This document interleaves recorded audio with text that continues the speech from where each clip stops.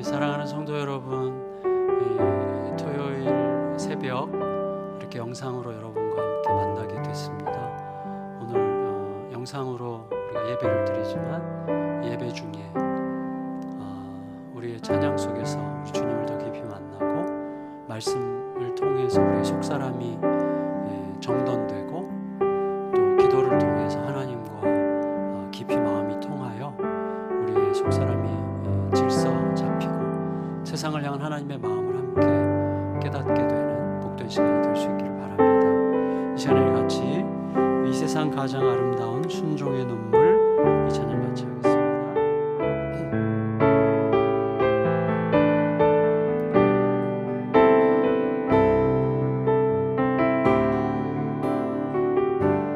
이 세상 가장 아름다운 이 세상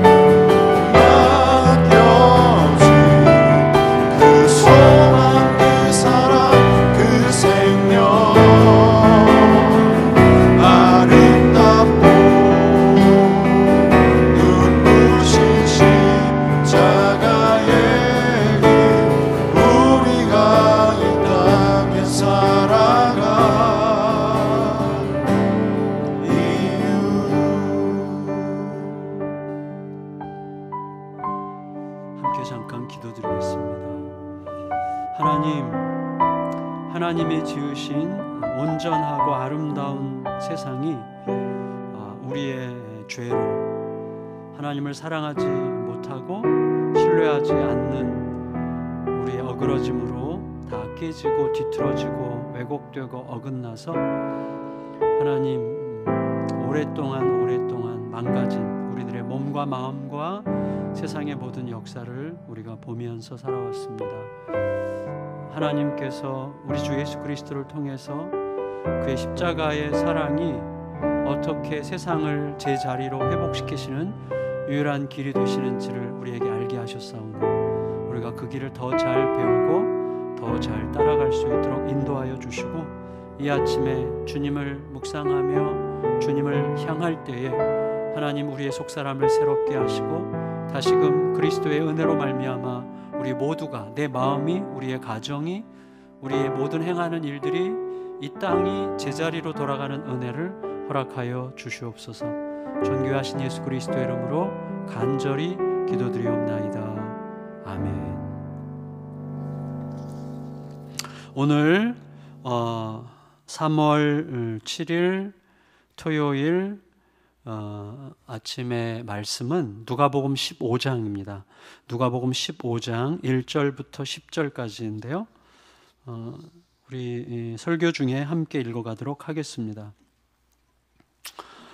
이번 주 월요일부터 계속해서 우리들에게 이 하나님의 말씀이 가르치고자 하셨던 것을 한마디로 요약하자면 하나님의 나라였습니다. 하나님의 나라. 그리고 하나님의 나라와 그 나라의 백성의 얼굴이 어떻게 생겼는지 그걸 좀 반복적으로 다루었다고 생각할 수 있습니다. 그래서 하나님의 나라의 본질이 뭔지, 그 나라의 백성들은 어떤 삶을 요청받고 있는지 그런 것들을 다루고 있었는데, 저는 그 하나님 나라의 얼굴을 이런 식으로 정리하고 싶었어요. So, Almighty, Sweet Arranger, 이렇게 한번 폼 잡았는데, 전능하신 그리고 아주 부드러우신 모든 것을 제자리로 가게 하시는 분, 이렇게 좀 지어봤어요. 이게 하나님 나라의 얼굴인 것 같아요. 제자리에서 벗어나서 뒤틀리고 왜곡되고 갇히고 묶인 이 생명들을 풀어서 자유케 하는 얼굴, 이게 하나님 나라의 얼굴이죠. 그래서 말씀이 말씀되고 사람이 사람 되고 신자가 신자가 되고 가정이 가정 되고 경찰이 경찰이 되고 학교가 학교가 되고 교회가 교회가 되게 하는 거죠. 그게 하나님 나라의 얼굴이죠. 그렇게 되면 이 땅에 존재하는 모든 종류의 생명들, 풀꽃, 가축들 뿐만 아니라 사람뿐만 아니라 우리들의 모든 관계, 우리가 모든 행하는 일들, 이 모든 것들도 그 안에 생명이 들어가야 제대로 작동하게 되는데, 이 다양한 종류의 모든 생명들이 다시 건강을 찾고 성장하게 되는 것이죠. 하나님 나라에서 성장이라고 하는 것은 커진다, 이런 의미보다는 제자리를 찾아 들어간다, 이런 의미가 훨씬 더 강합니다. 그리고 그때 그 성장은 반드시 소위 그 public benefit로 남아요. 아주 공적인 유익, 모든 사람이 함께 기뻐하는 공공적 유익으로 나타나고, 그래서 함께 기뻐하는, 함께 즐거워하는 역사를 이루는 거죠. 그게 하나님의 나라의 얼굴이라고 할 수가 있겠어요. 우리는 그 하나님 나라의 얼굴에 합당한 자들로 부름을 받은 거죠. 예를 들면 지난 월요일 큐티 본문에 보면 18년간 허리가 꼬부러진 자매님 이야기가 나와요. 예수님께서는 그 자매의 허리가 제자리로 돌아가도록 고쳐주셨죠.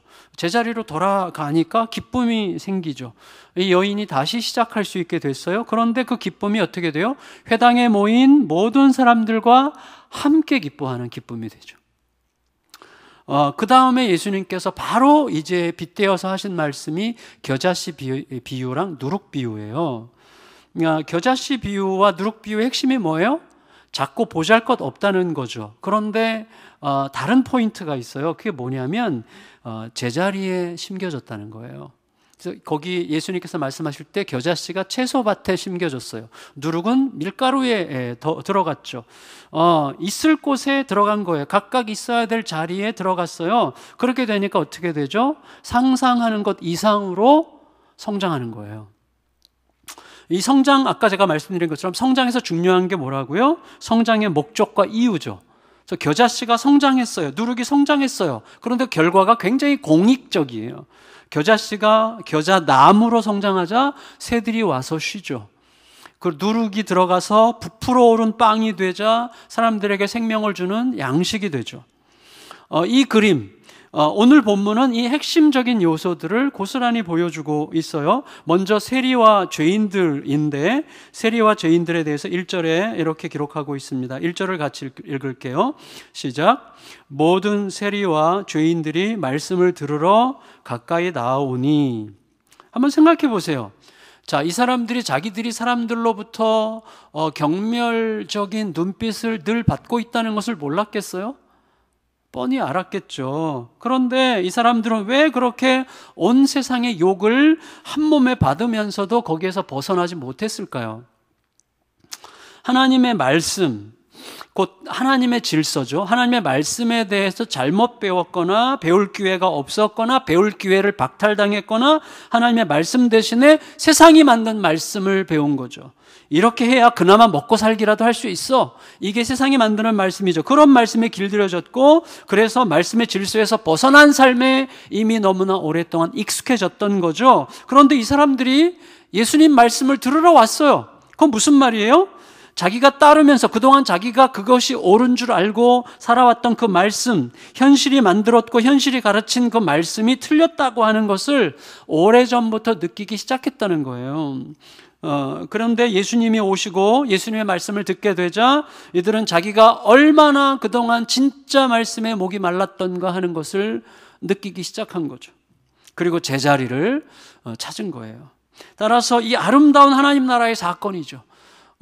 드디어 죄인과 세리들이 말씀 앞에서 예수님의 말씀을 들으러 와서 말씀을 통해서 자기들이 원래 있어야 될 제자리를 찾게 된 이 아름답고 놀라운 사건에 비한다면 지금 옆에서 바리새인들과 서기관들이 비판하고 있는데 그들의 비판은 어떻게 보면 굉장히 초라한 깔짝거림 정도로 느껴지는 거예요. 2절을 읽겠습니다. 2절 시작. 바리새인과 서기관들이 수군거려 이르되 이 사람이 죄인을 영접하고 음식을 같이 먹는다 하더라. 수군거려요. 그러니까 말씀이 죄인과 세리들을 제자리로 돌아오게 하는 것 자체가 불만스러운 거죠. 바리새인들과 서기관들이 그런 이유가 뭐예요? 그렇게 하는 이유가 하나님의 말씀을 따르기보다는 하나님의 말씀을 이용해서 만든 자기들의 말씀, 그걸 만들었죠. 그걸 따랐죠. 그게 워낙에 강하고 단단했어요. 그러니까 말씀이 육신이 되어 오신 말씀 그 자체이신 예수님의 말씀에 귀 기울일 생각이 전혀 없어요. 오히려 보기 싫고 듣기 싫을 뿐이에요. 따라서 이들은 자기들이 어디서 얼만큼 자리를 이탈했는지조차 몰라요. 자기들이 현재 있는 자리가 가장 완벽한 자리라고 확신하고 있어요. 그러니까 제자리로 돌아갈 생각도 못하고 돌아갈 시도도 하지 못하고 결국은 못 따라가죠. 못 들어가요. 뒤틀린 자리를 생명처럼 붙들고서 그 자리가 틀린 자리라고 말하는 자를 제거해서라도 자기의 자리를 지키려고 하는 거죠. 그래서 이 서기관과 바리새인들을 볼 때 정말 긴장하게 돼요. 우리는 언제든지 내가 틀릴 수도 있다고 하는 사실을 인정하면서 매일매일 새로운 마음으로 말씀 앞에 가야 되는 거예요. 그래서 어느 순간 나도 모르게 말씀이 아니라 말씀을 이용해서 내가 만든 말씀을 절대시해서 그 안에 머물 가능성이 굉장히 많습니다. 우리가 자칫 잘못하면 신학 이런 것도 그렇게 되는 거죠. 그래서 이어지는 이제 비유의 말씀들, 예수님께서 이 상황을 두고서 비유 말씀 2개를 하세요. 이 2가지 비유가 정확하게 하나님의 나라의 얼굴을 보여주고 있어요. 첫 번째는 잃어버린 양 찾아오기 비유죠. 3절부터 6절까지를 같이 읽겠습니다. 3절부터 6절 시작. 예수께서 그들에게 이 비유로 이르시되 너희 중에 어떤 사람이 양 100마리가 있는데 그 중에 하나를 잃으면 99마리를 들에 두고 그 잃은 것을 찾아내기까지 찾아다니지 아니하겠느냐. 또 찾아낸즉 즐거워 어깨에 메고 집에 와서 그 벗과 이웃을 불러 모으고 말하되 나와 함께 즐기자 나의 잃은 양을 찾아내었노라 하리라. 자, 아마 이거 잘 아실 거예요. 한번 생각해 보세요. 자, 목자가 양 100마리 중에 1마리를 잃었어요. 아마 길을 잃은 양인 거 보니까 어린 양일 가능성이 더 있을 것 같은데 1마리 양이 다시 말하면 제자리를 벗어난 거죠. 원래 있어야 될 자리를 벗어났어요. 근데 사꾼 목자라면 99마리를 두고 1마리 찾으러 가는 일 못합니다. 절대 못해요. 1마리 찾으러 갔다가 10마리 잃을 수 있어요. 그건 갈 수 없는 길이에요. 그런데 진짜 목자는 1마리 양을 찾기 위해서 99마리를 두고 길을 가요. 왜? 가족이니까. 가족이니까 가는 거예요. 따라서 이 목자는 99마리를 버려두고 한 마리를 찾으러 간 게 아니라 99마리를 대신해서 한 마리를 찾으러 간 거죠. 가족 중에 하나가 빠진 거예요. 제자리를 잃었어요. 모두가 가족이에요. 그러면 무슨 일이 있어도 찾아야만 해요. 그리고 목자는 드디어 잃어버린 양을 찾죠. 너무 기뻐서 어린 양이기를 바라요, 이 양이. 왜냐하면 목자가 어깨에 매잖아요. 어린 양이 아니면 너무 힘들었을 것 같아요. 그래서 어깨에 메고 막 기뻐서 돌아와요. 그런데 보세요. 가만히 보면 제자리를 찾은 것은 어린 양만이 아니죠. 찾아내던 목자도 제자리를 찾은 거예요. 나머지 기다리던 9마리도 제자리를 찾은 거예요. 모두가 제자리를 찾은 거예요. 그게 하나님의 나라죠. 모두가 다 제자리를 회복했어요. 제자리를 찾는, 또 제자리를 찾게 하는 이 기쁨, 이건 감당할 수 없는 기쁨이죠. 내가 잃었던 길을 찾는 것도 기쁨이지만 누군가가 길을 잃었는데 내가 그 사람에게 제대로 된 길을 찾아주는 것, 이거 말할 수 없이 기쁘죠. 엄청나게 기쁘죠. 감당할 수 없는 기쁨이에요. 그래서 어떻게 해요? 목자는 친구들과 이웃들을 초대해요. 과시하기 위해서 초대하는 게 아니죠. 함께 기뻐하기 위해서 잔치를 여는 거예요. 근데 그게 끝이 아니에요. 7절 읽읍시다. 7절 시작. 내가 너희에게 이르노니 이와 같이 죄인 한 사람이 회개하면 하늘에서는 회개할 것 없는 의인 99으로 말미암아 기뻐하는 것보다 더하리라. 예. 겨자씨 비유나 누룩 비유처럼 아주 작은 어린 양 한 마리지만 하나님은 그가 제자리로 돌아올 때까지 못 쉬세요. 못 쉬세요. 가족이니까. 따라서 제자리를 회복하게 될 때 또 돌아온 양도 기쁘고 기다렸던 양들도 기쁘고 찾아온 목자도 기쁘고 하늘이 기뻐해요. 하늘이 함께 기뻐하죠. 예수님께서 말씀하신 두 번째 비유는 잃어버린 동전 이야기예요. 잃어버린 동전 이야기. 8절 9절 읽읍시다. 8절 9절 시작. 어떤 여자가 10드라크마가 있는데 하나를 잃으면 등불을 켜고 집을 쓸며 찾아내기까지 부지런히 찾지 아니하겠느냐. 또 찾아낸즉 벗과 이웃을 불러 모으고 말하되 나와 함께 즐기자. 잃은 드라크마를 찾아내었노라 하리라. 자, 10드라크마, 한 드라크마를 보통 노동자 하루 품삯 정도로 계산하죠. 그러니까 뭐 만일에 좀 이렇게 여유 있게 잡아서 10만 원이라고 한다면 10드라크마는 요즘 시세로 하면 10만 원짜리 동전 10개예요. 근데 그 중에 하나를 잃어버렸어요. 자, 이 여인이 부자였건 부자가 아니었건 간에 10만 원짜리 동전은 누구에게나 하찮은 게 아니에요. 큰 거죠. 아주 큰 돈이에요. 동전 하나지만 어쩌면 그 동전들은 이 여자에게 단지 물질로 환산할 수 없는 어떤 의미 깊은 동전이었을 가능성이 있다고 느껴져요.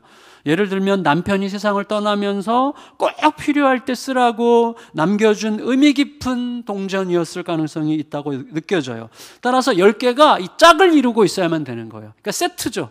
10개 중에 하나라도 빠지면 뭔가 의미가 사라지는, 10개가 함께 있을 때만 그 의미가 지켜지는 그런 동전이었을 가능성이 있어요. 그런데 그 중에 한 개의 동전이 어디론가 갔어요. 그러니까 자기가 원래 있어야만 되는 자리에서 이탈해서 떠나간 거죠. 이 여인은 잃어버린 동전을 찾을 때까지 못 쉽니다. 쉬지 못해요. 낮에 만일에 잃어버렸다면 밤까지 지금 찾는 중이에요. 등불을 켰어요. 집안 구석구석을 빗자루로 아주 조심조심 쓸면서 찾고 또 찾고 찾고 또 찾아요. 그리고 결국은 찾아내죠. 동전이 다시 제자리로 돌아왔어요. 그 기쁨이 얼마나 컸던지 어떻게 해요? 여인이 기쁨을 혼자서 조용히 즐길 수가 없었어요. 그래서 친구들과 이웃들을 초대해서 여러분 10만 원짜리 동전 하나 찾아놓고 한 50만 원쯤 되는 비용을 지불해가지고 잔치를 벌이는 거예요. 기쁨이죠. 비교할 수 없는 기쁨이죠. 그러니까 이거는 물질이 아니었던 거예요. 굉장히 중요한 의미죠. 아주 중요한 의미. 따라서 이 여인에게 동전은 돈이 아니었던 거예요. 잃을 수 없는, 절대로 잃으면 안 되는 중대한 의미와 가치였던 거죠. 여인의 기쁨은 친구들과 이웃들의 기쁨으로 넓혀지고 그 다음에는 어떻게 해요? 하늘의 기쁨으로 확장돼요. 마지막 10절 읽겠습니다. 10절 읽고 마칠게요. 시작. 내가 너희에게 이르노니 이와 같이 죄인 한 사람이 회개하면 하나님의 사자들 앞에 기쁨이 되느니라. 처음부터 끝까지 기쁨의 이야기예요. 기쁨의 이야기. 무엇으로 인한 기쁨? 제자리로 돌아온 것에 대한 기쁨이죠. 제자리를 찾은 것에 대한 기쁨이죠. 건강이 돌아오고, 그리고 잃었던 누군가가 돌아오고, 잃었던 마음의 자리가 제자리로 돌아오고, 이 세상의 모든 문제들은 다 제자리를 잃었기 때문에 생기는 문제들이에요. 그래서 내 마음이 어디론가 밖으로 나가면 분노하게 되고, 서러워지게 되고, 우울해지게 되고, 살 의미가 없어지게 되는 것이죠. 하나님의 나라는 결국 모든 것을 제자리로 돌아오게 하는 거예요. 그 중심에 뭐가 있어요? 예수 그리스도의 십자가가 우리에게 가르치는 절대적 사랑과 신뢰가 있는 거예요. 그것이 그리스도로 인하여 회복되어 가면서 모든 것이 제자리로 돌아오기 시작하게 되는 거죠. 말씀을 마칠게요. 우리가 하나님 나라의 백성으로 부름받아서 살아간다고 하는 것은 우리가 이탈했던 자리에서 제자리를 찾았다는 뜻이죠. 그리고 계속 찾아간다는 뜻이죠. 따라서 항상 내가 제 자리에 잘 머물러 있는지를 늘 확인해야 돼요. 안 그러면 나도 모르게 조금 벗어나거든요. 계속 벗어나요. 늘 확인해야 돼요. 그게 뭐예요? 말씀 묵상이에요. 늘 말씀 앞에 서야 돼요. 그래서 말씀은 우리에게 거울이고 우리의 삶의 기준이고 내 삶을 제자리로 돌아오게 하는 계속해서 잡아주는 힘이에요. 너무나 중요한 기준이죠. 따라서 말씀 앞에 늘 있어야 돼요. 말씀만이 우리들을 제자리로 돌아오게 하고 제자리를 지키게 하는 거죠. 더 나아가서 우리가 제자리를 찾은 그 은혜로 예수와 함께 예수로 사는 자의 삶을 살고 있다면 우리들은 자연스럽게 누군가를 또 무엇인가를 제자리로 돌아오게 하는 일을 하는 자가 되는 거죠. 사람이건 분위기건 관계건 어떤 일이건 사회적 제도건 사회적 질서건 간에 그 어떤 것이라도 어긋나고 왜곡되고 뒤틀린 것들을 보고 예수 그리스도의 이름으로 그의 에너지로 그가 주시는 십자가의 신뢰와 사랑의 에너지로 그리로 가서 그 모든 것들이 제자리로 돌아오게 하는 자로 부름을 받은 거죠. 그리고 제자리로 돌아오는 아름다움을 보면서 함께 기뻐할 수 있는 그런 자리에 있게 되는 것입니다. 결국 우리들은 본래 있어야 했던 제자리로 돌아와서 누군가를 또 무언가를 제자리로 돌아오게 해서 함께 기뻐할 자로 부름받은 자로 오늘을 살아가는 겁니다. 오늘 사랑하는 성도 여러분들, 우리들의 마음이 제자리에 있기를, 또 우리들의 감정이 제자리에 있기를, 그리고 우리 가정 안에서 관계들이 제자리를 찾기를, 내가 행하는 일들이 하나님 앞에서 제자리에서 온전하게 행해지는 일들이 되기를 그렇게 열망하며 그 하나님 나라 얼굴을 간직한 하나님 나라 시민으로 아름답게 살아가는 복된 하루가 되어서 우리의 기쁨과 하늘의 기쁨이 만나는 것을 가슴으로 느끼는 복된 날 맞으시기를 예수님의 이름으로 축원합니다. 아멘. 우리 아까 함께 불렀던 찬양, 이 세상 가장 아름다운 순종의 눈물, 지으신 그대로 회복시킨 우리의 창조주 그리스도, 이 찬양 부르고 함께 합심해서 기도하겠습니다.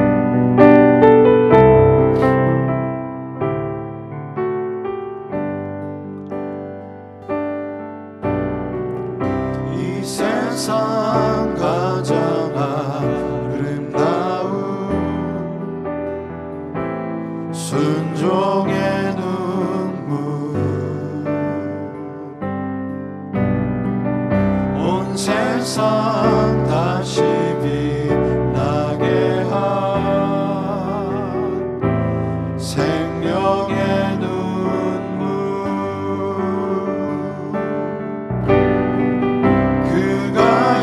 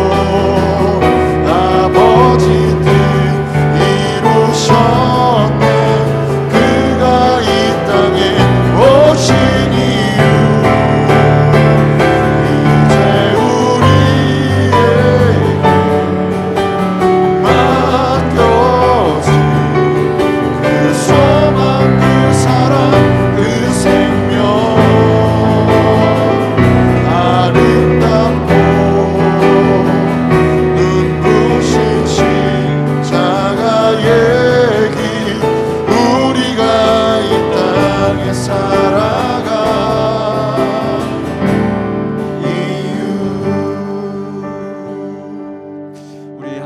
오늘 말씀을 생각하면서 함께 기도하면 좋겠습니다. 이 기도 제목을 같이 한번 읽어보겠습니다. 하나님 나라가 이 땅에 임하시옵소서. 질병의 위협과 불안과 두려움의 위협으로 인해 너무 많은 것들이 제자리에서 이탈해 있는 것을 아시는 주님, 이 땅에 임하시고 새롭게 하셔서 모든 것이 제자리를 다시 찾게 하여 주시옵소서. 이 땅의 백성들과 가정들과 교회들로 하여금 본래의 자리를 찾는 은혜를 허락하여 주시옵소서. 이 기도 제목 가지고 자신과 가족과 교회를, 이 땅을 생각하면서 하나님 앞에 간절히 합심하여 기도드리겠습니다. 기도합니다.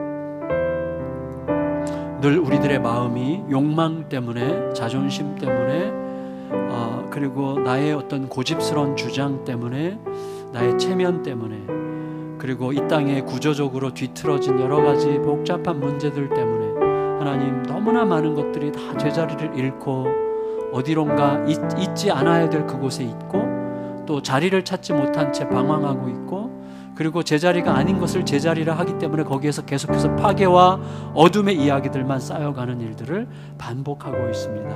주여 긍휼과 자비를 베풀어 주시고 이 땅에 아버지의 나라가 임하여 주시기를 기도합니다. 하나님, 특별히 요즘에는 이 질병의 위협 때문에, 불안과 두려움의 위협 때문에 이 땅에 너무나 많은 것들이 제자리로부터 이탈해 있습니다. 하나님 아버지여, 너무나 많은 이들이 신음하고 고통하고 한탄하고 힘겨워하고 있습니다. 주여 이 땅을 불쌍히 여겨주시고 하나님의 자비와 긍휼을 베풀어 주시고 우리의 죄악을 하나님 용서하시고 깨닫고 돌이키게 하시고 주님의 자비와 긍휼을 붙들므로 하나님께서 모든 것을 제자리로 돌아가게 하실 때에 우리가 변화된 자로 설 수 있도록 인도하여 주시고 아버지 영광이 남게 하여 주시옵소서. 내 자신을, 우리들의 가정을, 교회를, 이 땅을 주님께 다시 한번 간절히 부탁드리며 존귀하신 예수님의 이름으로 간절히 기도드리옵나이다. 아멘. 내일 우리가 다시 한번 영상 주일 예배를 드리게 되는데, 주일 영상 예배를 통해서 각 가정에서 오히려 더 깊은 주님과의 만남을 경험하고, 물론 우리가 다 같이 함께 모여서 영광스러운 찬양을 부르고 함께 격려하고 기뻐하는 그 기쁨이 따로 있어요. 그럼에도 불구하고 우리가 평소에 잘 가져보지 못했던 영상을 통해서 가족들이 함께 모여서 예배를 드리는 동안에 또 그 가족이 소그룹 작은 공동체가 예배를 드리는 그 기쁨과 부요함을 꼭 깊이 누리시는 복된 시간을 갖게 되시기를 진심으로 부탁드리겠습니다. 그리고 여러분도 계속해서 기도하시겠지만 특히 우리 자녀들 또 어르신들 이 위협으로부터 보호될 수 있도록, 또 이 땅에서 속히 이 모든 어려움과 재난이 물러갈 수 있도록 온 땅에서 하나님의 긍휼과 자비를 이야기할 수 있게 해달라고 여러분 기도하시면서 주말을 잘 보내시기를 바라겠습니다. 내일 영상 예배를 통해서 만나겠고요. 이 시간에 우리 찬양과 함께 같이 간절히 기도하시는 시간을 가지시면 되겠습니다. 기도하겠습니다.